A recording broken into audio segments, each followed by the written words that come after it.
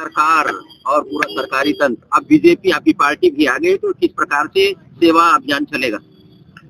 देखिए, मेरे भारतीय जनता पार्टी के नेतृत्व की चिंता स्वाभाविक थी और इसी आशय से रायबरेली की भारतीय जनता पार्टी के लोगों को नेतृत्व ने निर्देश दिया है कि रायबरेली सीमा के भीतर जो भी महाकुंभ यात्री श्रद्धालु जाएं, उनको किसी भी तरह की कोई असुविधा न होने पाए।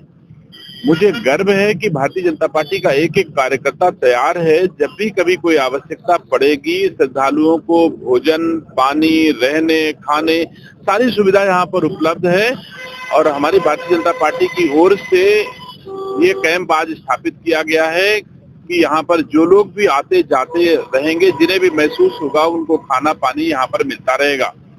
और मैं कह सकता हूँ कि मैंने बछरावा की होल्डिंग एरिया का निरीक्षण किया और आईटीडीआर की हरचंदपुर का निरीक्षण किया, अभी मैंने आईटीआई का निरीक्षण किया।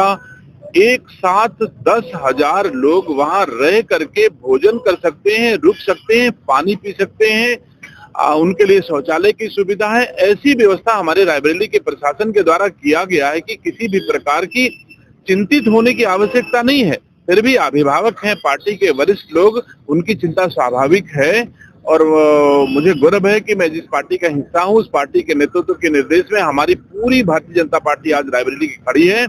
और हजारों में नहीं, लाखों लाख में लोग अगर आ जाएंगे तो रायबरेली के सम्माननीय नागरिक जो है किसी को भूखा रहने नहीं देंगे। यही उद्देश्य आज है, पार्टी के निर्देश से श्रद्धालुओं की सेवा करना, यही निर्देश मिले जिसके क्रम में हम लोग इस कार्यक्रम का आयोजन कर रहे हैं। श्रद्धालुओं की सेवा की बात की जा रही है, विपक्ष लगातार अव्यवस्थाओं का जो बात है वो सामने रखता है, वो चाहे सोशल मीडिया के माध्यम से हो चाहे बयानों के माध्यम से। इतिहास साक्षी है कि अगर अव्यवस्था होती तो अब तक 50 करोड़ लोग पहुंच करके दिव्य कुंभ में स्नान कर चुके हैं। तो अव्यवस्था किसको हो रही है? विपक्ष को हो रही है कि एक साथ 50 करोड़ धर्मावलंबी, सनातन धर्मावलंबी लोग जो हैं एक साथ इकट्ठा हो रहे हैं। ये बहुत बड़ी ताकत है। तो उनको तो भारतीय जनता पार्टी और भारतीय संस्कार संस्कृति के अनुयायियों से खतरा हो रहा है, इसलिए वो चिंतित हैं। व्यवस्था जिसको मिलनी चाहिए व्यवस्था दे रही है।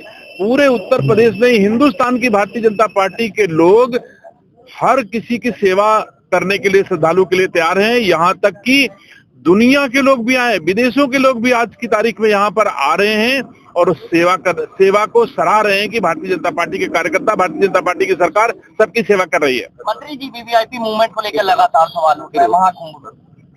देखिए, वीवीआईपी मूवमेंट, जिसको आप वीवीआईपी मूवमेंट कहते हो, वो भी हमारे भारत सरकार का, भारत देश के नागरिक हैं। आप मुझे बताओ, जिन्हें वो वीवीआईपी कह देते हैं, खुद को वीवीआईपी नहीं कहते हैं। मुझे दुख होता है, संत का चोला ओढ़ करके भी लोग चांदी के सिंहासन पर बैठ करके भी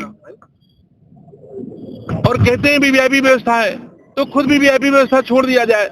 मैं पूछता हूं कि राहुल गांधी अगर गंगा स्नान करने आवे तो उनसे कहा जाए तुम अकेले जाओ। अखिलेश यादव जी गंगा स्नान करने गए थे, क्या वो अकेले गए थे? क्या सुरक्षा नहीं थी उनके साथ में? क्या उनको सुरक्षा देना सरकार की जिम्मेदारी नहीं है? तो सरकार अपनी जिम्मेदारी, अगर वीआईपी कोई भी व्यक्ति स्नान करने जाएगा तो उसको सुरक्षा देना हमारा धर्म है, हमारा कर्तव्य है और वीआईपी को भी आना चाहिए। मैं आदर से आमंत्रित करता हूं देश के सारे वीआईपी को। हमारे देश के राष्ट्रपति से बड़ा कोई वीआईपी नहीं होता और वो आई है तो सबको आना चाहिए। स्टेटमेंट दिए जिनके ऊपर असम गवर्नमेंट ने एफआईआर दर्ज करवाई, यूपी गवर्नमेंट या पार्टी की तरफ से कोई एफआईआर दर्ज कराई जाएगी क्या? देखिए, मेरे संज्ञान में विषय नहीं है, लेकिन अगर कोई ऐसा वातावरण को दूषित करने वाला कोई बयान देगा या कुछ करेगा तो हमारी सरकार तो चुप बैठने वाली नहीं है, कार्रवाई तो होगी। अगर ऐसा कोई विषय आएगा तो आपको पता है कि हमारे राज्य के पुलिस लगातार हर एक पोस्ट पर निगरानी कर रही है। जो भी पोस्ट ऐसी करेगा, जो भी ऐसे बयान देगा, उसके खिलाफ कार्रवाई होगी। Thank you.